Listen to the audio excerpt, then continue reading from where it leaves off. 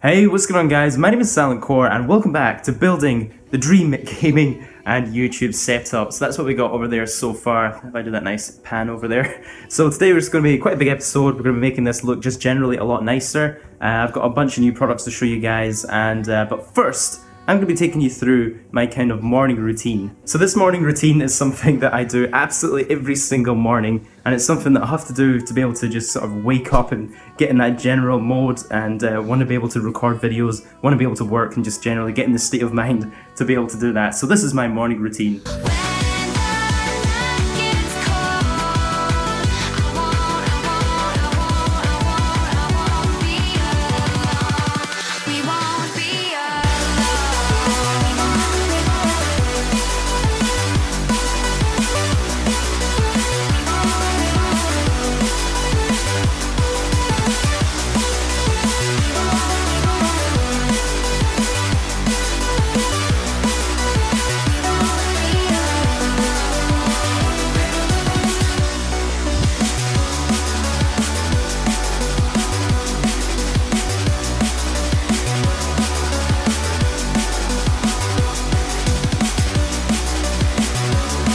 So you guys are probably wondering, Silent Core, what the heck are you drinking? So this is called green tea matcha, and it's basically, you've probably heard of green tea. It's quite similar to it, except you're drinking the actual powdered version of it rather than just using like a tea bag. And yes, I do put almond milk into my green tea because, you know what, it tastes good. So I first discovered green tea matcha maybe about a year ago, and I've just been absolutely obsessed with it ever since. I drink it every single day, absolutely. I can't go a single day without it, and I'm going to tell you guys why. So the difference between green tea matcha and actual normal green tea is usually green tea served in just a tea bag, and the difference with matcha is you're actually getting sort of the powdered version. So this is sort of a powdered, ground up version of the green tea leaves, so you're actually consuming the whole tea leaf, and it actually gives you over 100 times the antioxidants that you would get from just a normal tea bag. And another reason I like my green tea is just for the health benefits. Like, I did some research on it, and there's a whole bunch of different health benefits out there. It's got good nutrition, good antioxidants, it's even good for your metabolism, so good for losing weight and that sort of stuff. And there's actually quite a lot of articles out there about green tea actually reducing your chances of getting a whole bunch of different cancers and diseases. So it's a pretty good thing to drink generally, and it's just something I enjoy drinking absolutely every single morning, and it just sort of gets me in that frame of mind, gets me sort of pumped up to record videos for that day.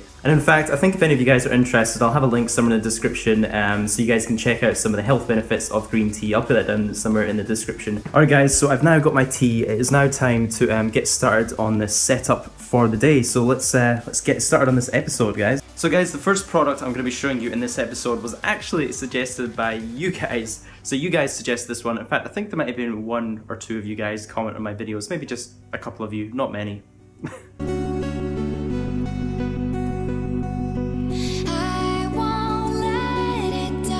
So as a lot of you guys will know, I record these videos with my iPhone, and I used to use a kind of selfie stick to use for them, just to get a bit of extra range. Otherwise, it's very close in your face using an iPhone, so using a selfie stick got me a bit of range and I could show you guys more in the video. However, it did cause a bit of a shake, you know, whenever there was any sort of tremble went up the selfie stick, it would shake the screen and make it kind of a little bit uncomfortable to watch, especially if you guys are watching my videos in full screen. So what I'm now using, and what I hope you guys have already noticed I'm using, is a stabilizer. So let me know down in the comments, do you guys like the new quality of this compared to how it was before? Because before it did get pretty shaky, so I'm pretty excited to see how you guys are going to find this new stabilizer. And this is my wardrobe mirror, just so I can show you guys what this actually looks like. So this is you guys are watching yourself in the mirror here. This is the only mirror I've got in my room, and when I twist my arm, this stabilizer actually sort of tilts to focus on where I'm pointing my arm. So it just means that I can use one hand, and it kind of very, very gradually moves the camera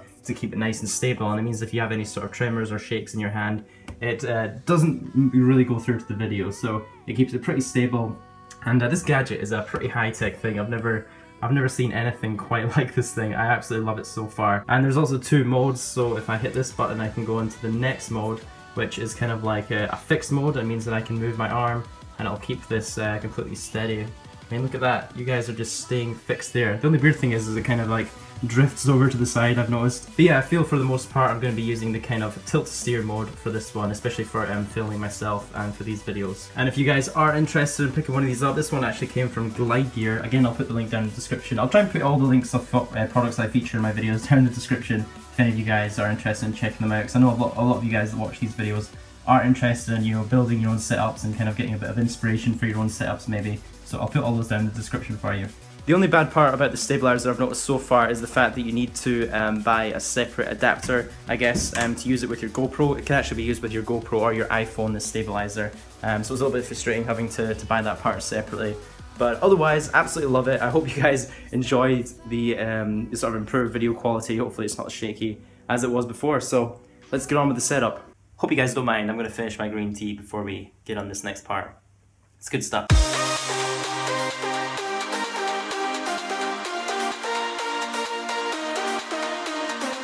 If you're wondering what this is, it's an absolutely gigantic 27-inch display coming from AOC. So just to give you guys the full specs, it's got a refresh rate of 165 Hz, it's a 4 millisecond response time, and it's kind of built for performance gaming. The ratio is 2560 by 1440, so not quite 4K, but still a very, very good resolution. So yeah, let's get this set up.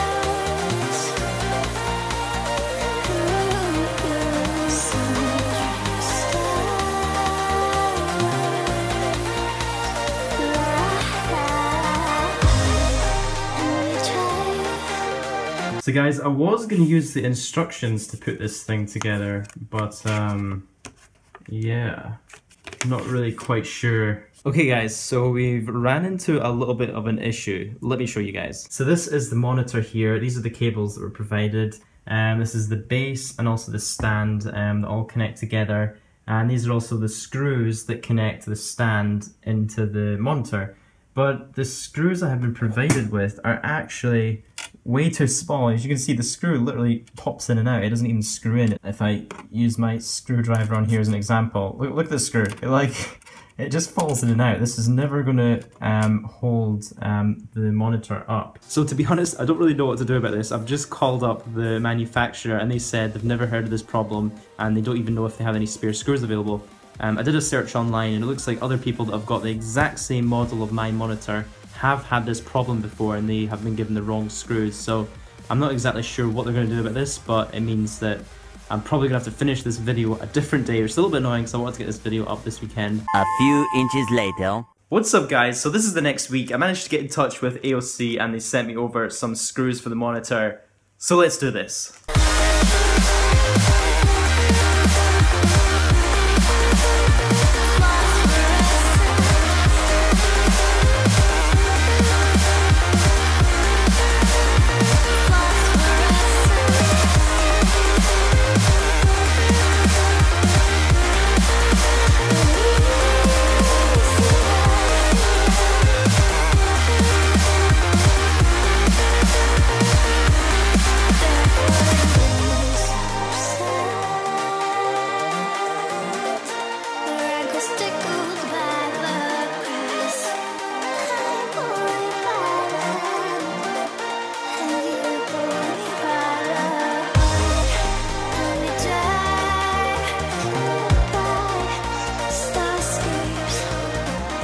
Alright guys, so here is the finished monitor all set up in its finished glory, and oh my gosh, does it look awesome. I'll give you guys a nice closer look. As I mentioned, this monitor is especially built for gaming. It comes from AOC Gaming. It's a 2560 by 1440 resolution monitor.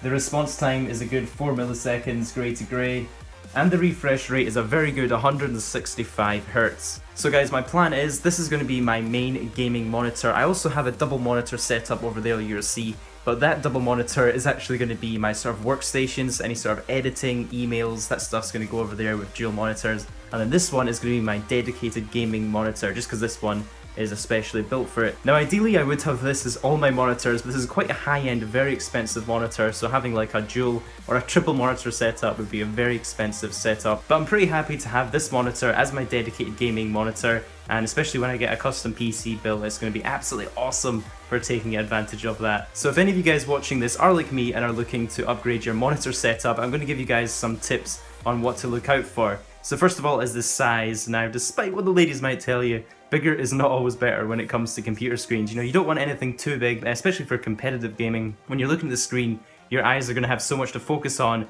Sometimes the smaller screens are going to be a lot better because your eyes can sort of focus on the whole screen, especially for more competitive games like Call of Duty and Battlefield, those sort of games. The second thing you want to look at is the resolution. We've obviously got the PS4 Pro coming out soon, and that's going to allow some games to be played up to 4K, which is pretty impressive, so you might want to have the monitor to support that. The third thing you want to look at when you're buying a monitor is the response time. It's usually listed in milliseconds, and the lower this number, the better.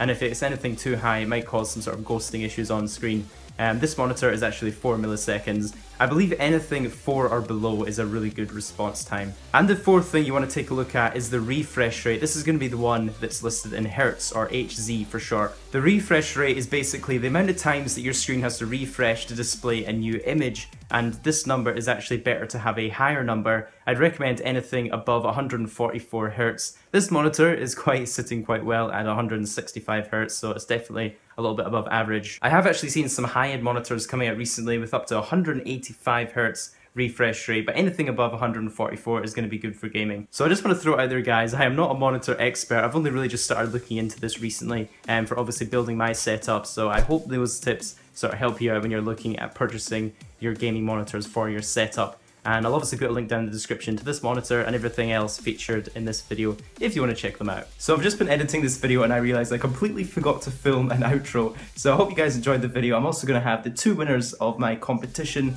on screen. These are the 2 winners. They both won an SSD, so a solid state drive. Thanks to Transcend for supporting that competition. And I'm going to be trying to line up a giveaway for next episode, so look out for that one, guys. If you enjoyed this, please take a few seconds to leave it a like. And if you're new here, go ahead and subscribe, because I do one of these videos maybe once or twice a month as I upgrade the setup and kind of improve things. So I hope you guys are enjoying this series. So thanks for watching, and I'll see you in the next one.